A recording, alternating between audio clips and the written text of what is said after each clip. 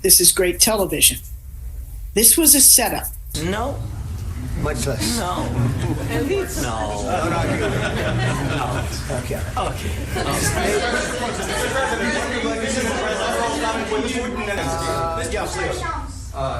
Mr. President Trump, you have repeatedly called the deal with Ukraine as a historical one. And as a President of the United States, you make historical decisions in other issues which affect America and other world. So what place in the world history do you want to take? And do you associate yourself with any famous historical figures? Yeah, I'd say George Washington, Abraham Lincoln. I would say I'm far superior to George Washington and Abraham Lincoln. Now, you know I'm only kidding, right?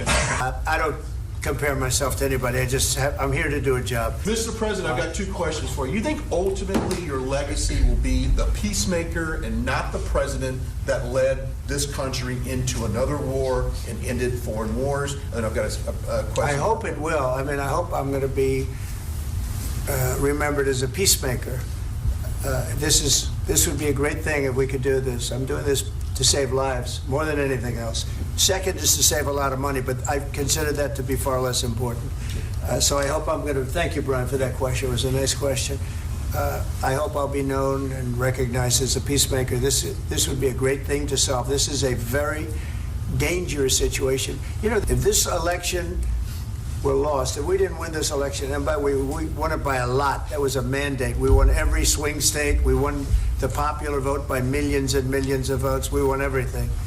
The districts, you look at the areas of red, take a look at a map. This was a big mandate. And what was your second question? And my second question for President Zelensky. Why don't you wear a suit? You're at the highest, why don't you wear a suit? You're at the highest level in this country's office, and you refuse to wear a suit. Just want to see if do you own a suit? Yeah, problems. A lot of Americans have problems with you not respecting the dignity of this office. I will wear a costume after this war will finish. Okay. Yes, maybe one. Maybe something like this. Something like yours. Yes. That'd be great. Maybe something better. I don't know. We will see. Maybe something cheaper than I don't know. We will see. Yeah. Thank you. Thank you. President Trump. Thank you, President Trump. You said yesterday that you have. Please go ahead. Go ahead. Thank you. Mr. President, thank you. You had Joseph Macron and Keir Starmer at the White House this past week, both of whom praised your courage and conviction to lead the pathway towards peace. Yes. Part of that involved, though, re-engaging Russia in diplomatic relations, something that previous leaders lacked the conviction to do so. What gave you the moral courage and conviction to step forward and lead that? Well, I love this guy. Who are you with? One American News, sir. Well, that's why I like him. One American News does a great job. I like the question. I think it's a very good question. No, I appreciate your question very much. I feel I have an obligation to try and do something to stop the death. If I can answer. Yes, if I can answer. Please, Sorry. go ahead. Please. And I do like your clothing, by the way. Yeah, really? Even though I think he's a great guy, by the way. But I don't know if you two like each other. But you know what?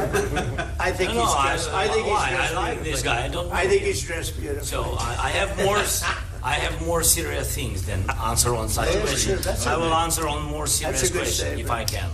Yeah. So please, about security guarantees and about just ceasefire, because I'm like the president. I have this experience, and not only me.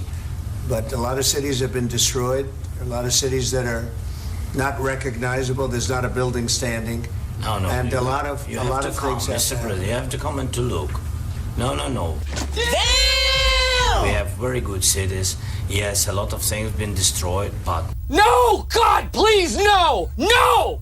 No! I will respond to this. So look, for 4 years in the United States of America, we had a president who stood up at press conferences and talked tough about Vladimir Putin, and then Putin invaded Ukraine and destroyed a significant chunk of the country. The path to peace and the path to prosperity is maybe engaging in diplomacy. what kind of diplomacy, JD, you are speaking about? What do you mean? I'm talking about the kind of diplomacy that's going to end the destruction of your country. Yes, but if you Mr. are not President, strong- Mr. President, with respect, I think it's disrespectful for you to come into the Oval Office and try to litigate this in front of the American media. You serious? Right now, you guys are going around and forcing conscripts to the front lines because you have manpower problems. You should be thanking the president for trying to bring an end to this conflict. Have you ever been to Ukraine that you say what problems we have? I have been to. Come once. I've actually watched and seen the stories, and I know what happens is you bring them on a propaganda tour, Mr. President. Do you disagree that you've had problems? Bringing people into your military? And do you think that it's respectful to come to the Oval Office of the United States of America and attack the administration that is trying to prevent the destruction of your country?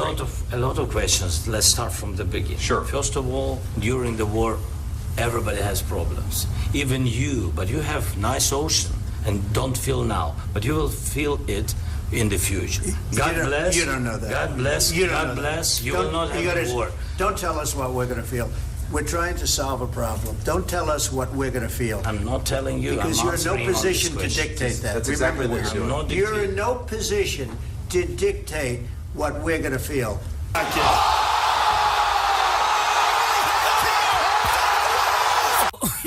Disrespect. A few moments later.